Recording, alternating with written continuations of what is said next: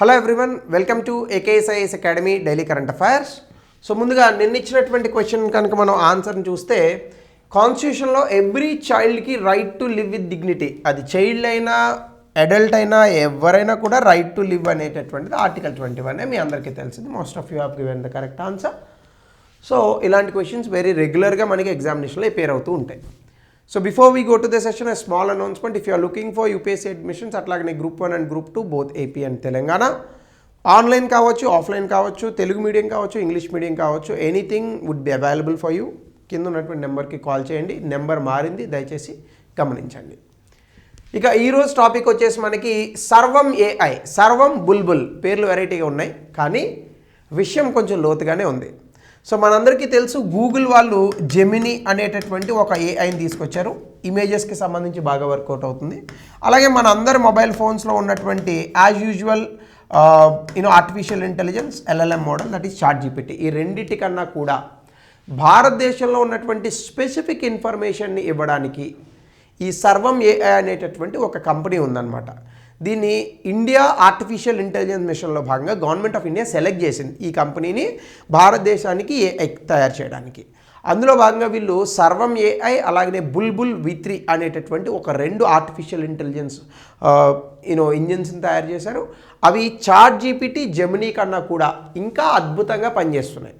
భారతదేశంలో ఉన్నటువంటి ఇతర భాషలు, హిందీ, తెలుగు, ఇంకా ఇతర భాషల్లో కూడా ఇవి బెటర్గా వర్క్ చేస్తున్నాయి. ఒక్కొక్క డాక్యుమెంట్లో హిందీ, ఇంగ్లీష్, తెలుగు కలిపిచ్చినా కూడా ఈ డాక్యుమెంట్స్ ChatGPT కన్నా కూడా బెటర్ ఆన్సర్స్ ఇచ్చేటటువంటి పరిస్థితిలో ఉందన్నమాట. సో అందులో భాగంగానే సర్వం AI, సోవరిన్ AI, అంటే ప్రతి దేశానికి కూడా సార్వభౌమాధికారం ఉంటుంది. అయితే టెక్నాలజీలో అది రాకపోవచ్చు. ఇప్పుడు ఫర్ ఎగ్జాంపుల్ ChatGPT అమెరికా తయారు చేసింది, మిగతా దేశాల్లో చైనా ఒకటే బాగా తయారు చేయగలిగింది, కానీ మిగతా దేశాలు చేయలేకపోయాయి కదా. అలా కాకుండా భారతదేశం కూడా తన సొంత ChatGPTని తయారు చేసుకోవడమే ఈ సోవరిన్ AI. సో దీనికి సంబంధించి కనుక న్యూస్లో ఎందుకు ఉంది అంటే, బెంగళూరుకి సంబంధించినటువంటి సర్వం AI అనేటటువంటి సంస్థ, సర్వం మనకు వచ్చిన ప్రొనౌన్సియేషన్లో పిలవచ్చు. అది ఒకవేళ ప్రొనౌన్సియేషన్కి కొంచెం అటు ఇటు ఉంటే మళ్ళీ దాని గురించి పంచాయతీ పెట్టకండి. సో లేటెస్ట్గా AI మోడల్స్ని తయారు చేశారు. ఒకటి సర్వం AI విజన్, ఒకటి సర్వం విజన్, రెండు బుల్బుల్ V3. ఈ పేరు భలే ఉంది, బుల్బుల్ V3. సో ఈ మోడల్స్ ఏంటంటే గూగుల్కి సంబంధించిన జెమినీ, అలాగే ఓపెన్ AIకి సంబంధించిన ChatGPT, ఈ రెండింటిని కూడా వరల్డ్కి సంబంధించిన అంశాలు కాదు, భారతదేశానికి సంబంధించినటువంటి ఇన్ఫర్మేషన్లో ఈ రెండింటిని కూడా ఇవి బీట్ చేసాయట. ఈ డెవలప్మెంట్ వల్ల భారతదేశంలో కృత్రిమ మేధస్సుకి బెటర్ అవకాశాలు పెరిగేటటువంటి అవకాశం ఉందని చెప్తున్నారు. దీని కారణంగానే భారతదేశం సర్వస్వతంత్రంగా తన సార్వభౌమ కృత్రిమ మేధస్సుని తయారు చేసుకోవడంలో నిమగ్నమై ఉంటుంది. రానున్నటువంటి రోజుల్లో దీని మీద చాలా డెవలప్మెంట్స్ కూడా రావచ్చు.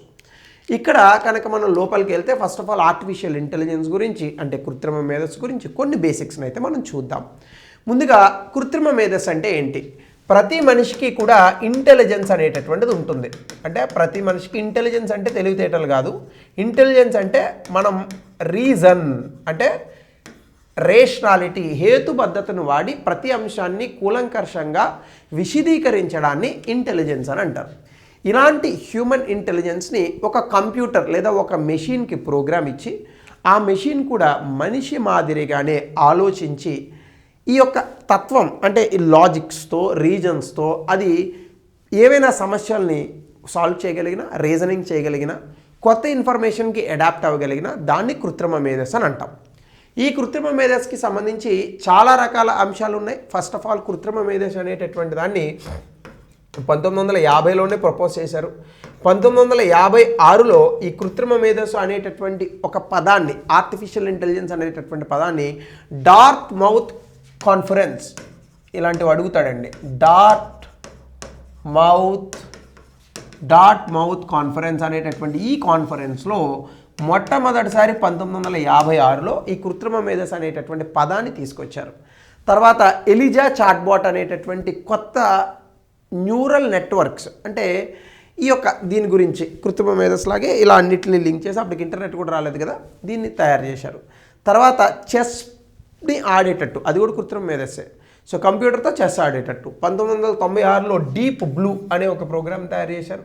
దాని తర్వాత డీప్ లెర్నింగ్ అని ఇమేజ్ రికగ్నిషన్లో 2012లో వచ్చింది. ఇంకా తర్వాత వచ్చినటువంటి మీకు తెలుసు 2020లో ChatGPT-3, 2022లో ChatGPT లాంచ్ అయింది, కన్వర్జేషనల్ AI వచ్చేసింది, తర్వాత జనరేటివ్ AI వచ్చేసింది. సో ఇలా రకరకాలు వచ్చాయి. అయితే ఈ యొక్క కృత్రిమ మేధస్సులో చాలా పార్ట్స్ ఉన్నాయి, కాంపోనెంట్స్. అది ఒకటి మెషిన్ లెర్నింగ్. సో దీని గురించి నేను మళ్ళీ విడిగా క్లాసెస్ చేశాను. మెషిన్ లెర్నింగ్ అంటే ఒక కృత్రిమ మేధస్సు అనేటటువంటి దాన్ని ఒక మెషిన్కి మనం ఆపాదించడం. అలాగే cognitive computing, computer vision, natural language processing, neural network, deep learning, ఇవన్నీ కూడా కాంపోనెంట్స్ ఆఫ్ AI. సో ఇక్కడ కూడా మనకి ప్రిలిమినరీ ఎగ్జామినేషన్లో క్వశ్చన్ వచ్చే అవకాశం ఉంటుంది. అలాగే AIని ఎక్కడ వాడచ్చు? చాలా చోట్ల వాడచ్చు. అగ్రికల్చర్లో వాడచ్చు, హెల్త్లో వాడచ్చు, ఫినాన్స్, ట్రాన్స్పోర్టేషన్, ఇవన్నీ మనం ఆల్రెడీ గతంలో చూసాం. ముఖ్యంగా సైబర్ సెక్యూరిటీ, అగ్రికల్చర్లో క్రాప్ మానిటరింగ్ కోసం కానీ, అలాగనే ముఖ్యంగా హెల్త్ కేర్ సెక్టర్లో పర్సనలైజ్డ్ మెడిసిన్స్ ఇవ్వడం కోసం కానీ, ఇవన్నిటిలోని కూడా మనం ఈ యొక్క కృత్రిమ మేధస్సును వాడచ్చు.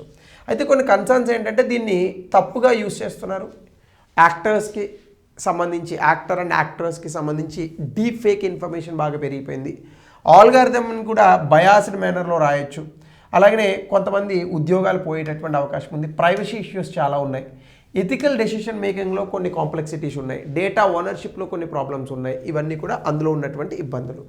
సో దీనికి సంబంధించి ప్రపంచవ్యాప్తంగా చాలా దేశాలు ఈ కృత్రిమ మేధస్సుని ఎలా అయినా కూడా రెగ్యులేట్ చేయాలి అనేటటువంటి ఒక నిర్ధారణకు వచ్చాయి. దీనికి సంబంధించే గ్లోబల్ పార్ట్నర్షిప్ ఆన్ AI అనేటటువంటి దాన్ని 2020లో తీసుకొచ్చారు. అలాగే బ్లెచ్లీ డిక్లరేషన్ అనేటటువంటి దాన్ని ఒకదాన్ని తీసుకొచ్చారు 2023లో. అంటే ప్రపంచంలో ఈ గ్లోబల్ కొలాబరేషన్ని ఇంకా మనం ఎన్హాన్స్ చేయడానికి.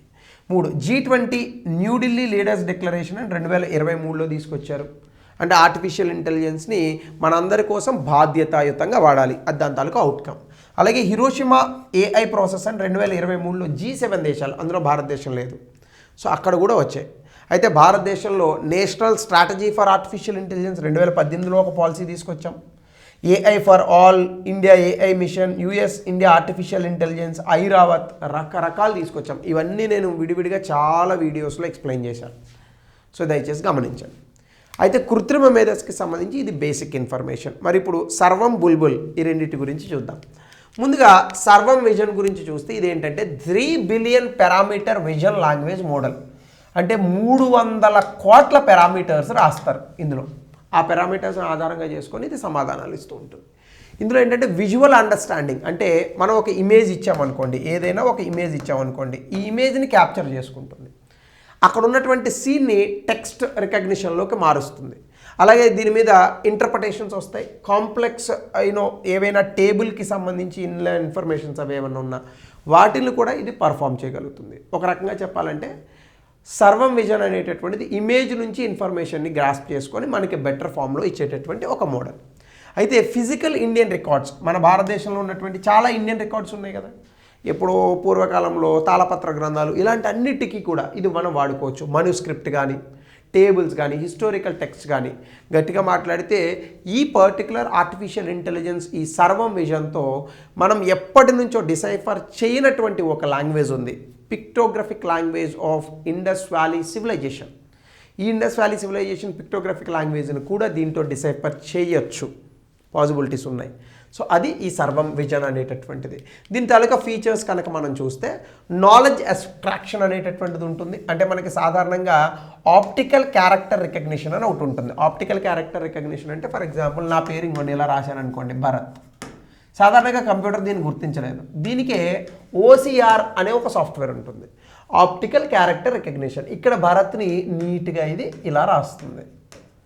అందుకే మీకు ఎప్పుడైనా చూడండి ఇమేజ్ రూపంలో ఉన్న PDFలు ఉంటాయి. కొంతమంది ఏం చేస్తారంటే PDFలు కాపీ చేయకుండా, సాధారణంగా PDFలో లెటర్స్ ఉంటాయి కదా, దాన్ని కాపీ చేయకుండా కొంతమంది ఏం చేస్తారంటే దాన్ని ఇమేజ్ ఫామ్లో PDFలో అప్లోడ్ చేస్తారు. అలాంటి ఇమేజ్ ఫామ్ నుంచి టెక్స్ట్ ఫామ్కి మార్చాలంటే ఈ OCR అనే సాఫ్ట్వేర్ ఉండాలి. దాన్ని ఆప్టికల్ క్యారెక్టర్ రికగ్నిషన్ అని అంటారు.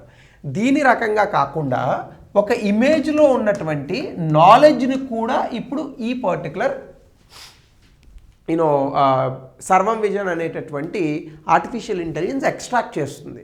అంటే ఒక డాక్యుమెంట్ తాలూకా స్ట్రక్చర్ కానీ, అందులో ఉన్నటువంటి టేబులర్ ఫామ్ ఇన్ఫర్మేషన్ కానీ, చార్ట్స్ కానీ, ఇవన్నిటిని కూడా నీట్గా ఒక ఆర్డర్లో రాస్తుంది. అంటే క్యాప్షన్స్కి హెడ్లైన్స్కి మధ్య ఉన్నటువంటి తేడా ఓసిఆర్ అలా చేయదు. ఇప్పుడు అందులో ఫర్ ఎగ్జాంపుల్ ఏదో ఇట్లా హెడ్లైన్ పెట్టి రాసామనుకోండి, ఇది హెడ్లైన్గా చూడదు, నార్మల్ ఇన్ఫర్మేషన్లో ఇచ్చేస్తుంది ఓసిఆర్. అలా కాదు, ఇక్కడ క్యాప్షన్స్, హెడ్లైన్స్ వీటన్నిటిని నీట్గా ఇది రికగ్నైజ్ చేయగలుగుతుంది.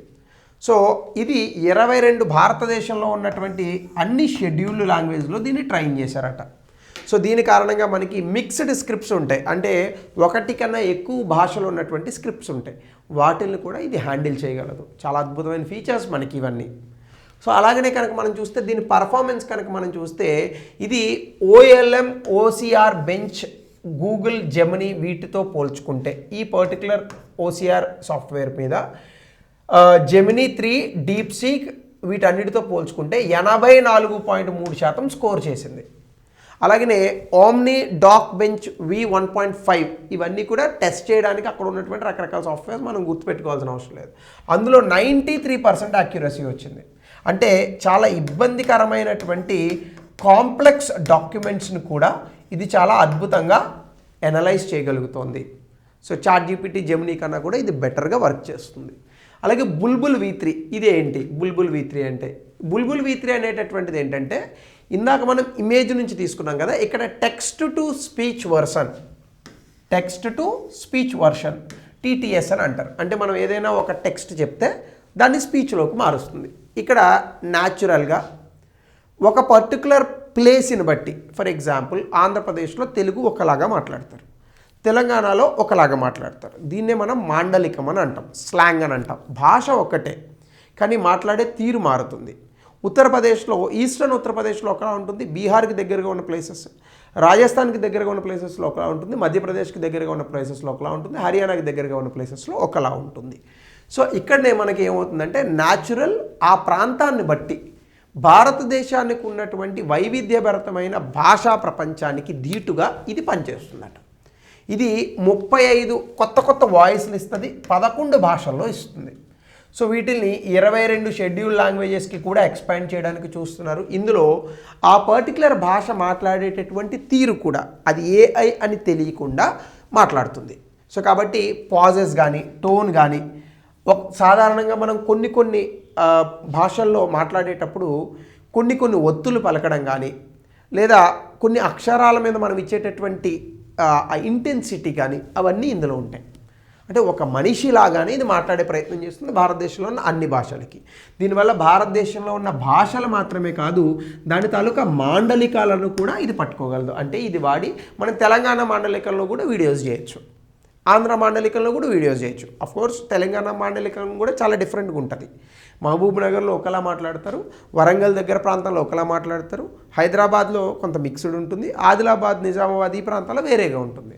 సో తెలంగాణ మాండలికం కూడా ఇట్ ఈస్ నాట్ కామన్. ఆంధ్రప్రదేశ్లో కూడా మనకి నార్దర్న్ ఆంధ్రప్రదేశ్లో కాస్త శ్రీకాకుళం మాండలికం ఒడియాకి దగ్గరగా ఉంటుంది. అదే మనకి కృష్ణా, గోదావరి ఈ ప్రాంతాల్లో కొంత మళ్ళీ డిఫరెన్స్ ఉంటుంది. గోదావరిలో కాస్త వాక్యాలను సాగదీయడం ఉంటుంది, కృష్ణాలో కొంత వేరేగా ఉంటుంది, గుంటూరు వేరేగా ఉంటుంది, మళ్ళీ ఒంగోలు, నెల్లూరు వేరేగా ఉంటుంది, చిత్తూరు వేరేగా ఉంటుంది. ఈవెన్ తెలంగాణలో కూడా అంతే. మీకు ఖమ్మం దగ్గరలో భాష కాస్త గోదావరి భాషకి దగ్గరగా ఉంటుంది. So it's all there are different accents there. So కాబట్టి ఇక్కడ మనకి ప్రాంతీయ భేదాలు అని అనకూడదు, ప్రాంతాలలో వచ్చేటటువంటి మాండలికాలు, అందులో ఉన్నటువంటి భేదభావాలు, వీటిని కూడా ఇది చూపించగలదు. ఈవెన్ ఒక ఎమోషన్ని రిప్రజెంట్ చేస్తుంది. ఇప్పటివరకు ఆర్టిఫిషియల్ ఇంటెలిజెన్స్ ఎమోషన్ని రిప్రజెంట్ చేయాలి, కానీ ఇచ్చేస్తుంది. సో కాబట్టి భారతదేశం అనేటటువంటిది విభిన్న భాషలు కలిగినటువంటి ఒక ఎకోసిస్టమ్, ఒక ఎన్వైర్న్మెంట్ ఇది, దాన్ని కూడా ఇది చేయగలదు. సో ఇండియాకి సంబంధించి సోవరెన్ AI ఏదైతే ఉందో అందులో 10,300 కోట్ల రూపాయలతో ఈ యొక్క AI మిషన్ని మనం చేస్తున్నాం. అందులో భాగమే ఈ బుల్బుల్ V3 కూడా. అయితే సోవరెన్ AI అంటే ఏంటి? ఒక దేశానికి ఉన్నటువంటి సమర్థత, ఆర్టిఫిషియల్ ఇంటెలిజెన్స్ని మనం సొంతంగా తయారు చేసుకొని దీన్ని మన తాలూకా పనుల కోసం, మన మౌలిక సదుపాయాలు, మన డేటా, మన వర్క్ ఫోర్స్ దీనికోసం వాడుకోవడమే ఈ యొక్క సోవరెన్ AI అనేటటువంటిది. అంటే విదేశాల తాలూకా కృత్రిమ మేధస్సుకు సంబంధించిన సాంకేతికతల మీద కాకుండా మన సాంకేతికతలను సొంతంగా తయారు చేసుకోవడం దీని యొక్క ముఖ్య ఉద్దేశం. సో ఇక్కడనే మనకి వ్యూహాత్మకమైనటువంటి స్వయం ప్రతిపత్తి అనేటటువంటిది ఉంటుంది. దీని ఫిలాసఫీ మీద ఇది డిపెండ్ అయి ఉంటుంది. కాబట్టి మిగతా దేశాల మీద కాకుండా మనమే సొంతంగా తయారు చేసుకుంటూ క్రిటికల్ డిజిటల్ ఇన్ఫ్రాస్ట్రక్చర్ అంటే దేశానికి కావాల్సినటువంటి చాలా ముఖ్యమైనటువంటి మౌలిక సదుపాయాలు ఏవైతే ఉన్నాయో ఇవి ప్రపంచ దేశాల మీద ఆధారపడకుండా మనకు మనం సొంతంగా తయారు చేసుకోవడం దీని యొక్క ముఖ్య ఉద్దేశం. సో దీనివల్ల మనకు వచ్చే సిగ్నిఫికెన్స్ ఏంటంటే మన డేటా సెక్యూరిటీ. ఇప్పుడు ChatGPTకి సంబంధించి ప్రతి చోట మన ఇన్ఫర్మేషన్ ఇచ్చేస్తున్నాం. సో మన ఆధారు, ఫైనాన్షియల్ రికార్డ్స్ అన్నీ ChatGPTకి పోయే అవకాశం ఉంది. అలాగనే దీంతోపాటు వెస్ట్రన్ హాల్యూసినేషన్స్ అంటే విదేశాలకు సంబంధించినటువంటి కల్చర్ ఇంకా ఇతర అంశాలు కూడా ChatGPT కారణంగా మన మీదకి రావచ్చు. కానీ భారతదేశంలో మనమే తయారు చేసుకుంటే మన రియాలిటీస్తో దీనికి సంబంధించే ఈ యొక్క ఆన్సర్స్, ఈ డేటా అనాలిటిక్స్ ఇవన్నీ, డేటా అనాలిసిస్ ఇవన్నీ ఉంటాయి. అలాగనే ఫ్రూగల్ ఇన్నోవేషన్ అంటే సర్వం విజన్ అనేటటువంటిది 3 బిలియన్ పారామీటర్స్ వాడుతుంది. కాకపోతే జెమినీ లాంటివి మాత్రం ఇంకా ఎక్కువ ట్రిలియన్స్లో ఉంటాయి అవి. అంటే ఒక రకంగా చూస్తే సర్చ్ అనేటటువంటిది జెమినీ ChatGPT బెటర్గా చేస్తాయి. కానీ ఇండియా స్పెసిఫిక్ కాబట్టి ఇది మనకు సరిపోతుంది అంటున్నారు వీళ్ళు. అలాగనే టెక్నాలజీ దీనివల్ల మోస్ట్ ఎఫెక్టివ్ అవుతుంది, ఎనర్జీ ఎఫిషియెంట్ కూడా అవుతుంది. అంటే తక్కువ, మీకు తెలుసో తెలీదో, ఆర్టిఫిషియల్ ఇంటెలిజెన్స్లో మనం ఇచ్చే ఒక కమాండ్కి huge amount of fresh water వాడాలి. ఎందుకంటే చాలా డేటా అనేటటువంటిది ఉంటుంది అక్కడ, అవన్నీ వేడిగా అయిపోతాయి. అందుకని ఈ ఫ్రెష్ వాటర్ని పంపించి వాటిని కూల్ చేస్తారు. సో హ్యూజ్ ఫ్రెష్ వాటర్ అవసరం అవుతుంది, అవన్నీ కూడా తగ్గుతాయి. దాంతోపాటు బుల్బుల్ V3 లాంటి వాటి వల్ల వాయిస్ బేస్డ్ యాక్సెస్ అనేటటువంటిది మన సొంత మాండలికాల్లో, డైలెక్ట్స్లో ఇది జరుగుతుంది. కాబట్టి గ్రామీణ ప్రాంతాల్లో ఉండే వ్యక్తులు కూడా దీన్ని వాడేటట్టు ఉపయోగాలు ఉంటాయి. అయితే మనకు కొన్ని సవాళ్ళు కూడా ఉన్నాయి. అవేంటి? Linguistic exclusion. దేశంలో 22 భాషలే కాదు కదా, ఇంకా చాలా ఉన్నాయి. అందులో కొన్ని వేల మాండలికాలు ఉన్నాయి. అన్నింటినీ తీసుకొస్తుందని మనం ఎక్స్పెక్ట్ చేయకూడదు. అలాగే బయాస్ రీఇన్ఫోర్స్మెంట్. అలాగే మన దేశానికి సంబంధించి ఇప్పుడు మన దేశానికి గవర్నమెంట్ కూడా ఇన్వాల్వ్ అయింది కాబట్టి ప్రభుత్వానికి వ్యతిరేకంగా ఏమీ రాకుండా జాగ్రత్త పడే అవకాశం ఉంటుంది. సో దీంతోపాటు రిస్క్లెస్ క్యాపిటలిజం. సాధారణంగా భారతదేశంలో ఈ లాంటి ప్రాజెక్ట్స్ అన్నీ కూడా లాస్ రాకుండా తక్కువ ఖర్చుతో చేస్తూ ఉంటారు. సో దానివల్ల ఇన్నోవేషన్ కూడా అంత ఎక్కువ రాదు. కాబట్టి రిస్క్లెస్ క్యాపిటలిజం ఉంటుంది. అయితే డేటా క్వాలిటీ అండ్ యాక్సెసిబిలిటీ మీద కొన్ని ప్రశ్నలు వస్తాయి ఇప్పుడు. అలాగే సస్టైనబిలిటీ. ఎన్ని రోజులు మనం దీన్ని సస్టైన్గా నడపగలం? ChatGPT లాంటి కంపెనీస్ లాసెస్ వచ్చినా నడపగలిగాయి, మరి భారతదేశంలో అది సాధ్యమవుతుందా? ఇవన్నీ కూడా మనకు ఉన్నటువంటి సవాళ్ళు. సో దీనికి రిలేటెడ్గా ఒక ప్రశ్న దయచేసి కమెంట్ సెక్షన్లో దీని యొక్క ఆన్సర్ని తెలపండి. ఎ బిగ్ క్వశ్చన్, గతంలో ఇచ్చిన ప్రశ్న. అలాగనే introduce the concept of artificial intelligence, how does it help clinical diagnosis. అంటే హెల్త్ సెక్టర్కి సంబంధించి ప్రశ్న ఇచ్చాడు గతంలో. దీని సమాధానాన్ని కూడా కమెంట్ సెక్షన్లో మీరు కొంత స్ట్రక్చర్డ్ మోడ్లో రాసే ప్రయత్నం చేయండి. సో ఇది సర్వం AI Bulbul V3 as part of sovereign AI. So ఇది ఈరోజు సెషన్. మరో కొత్త సెషన్లో విల్ మీట్ టుమారో.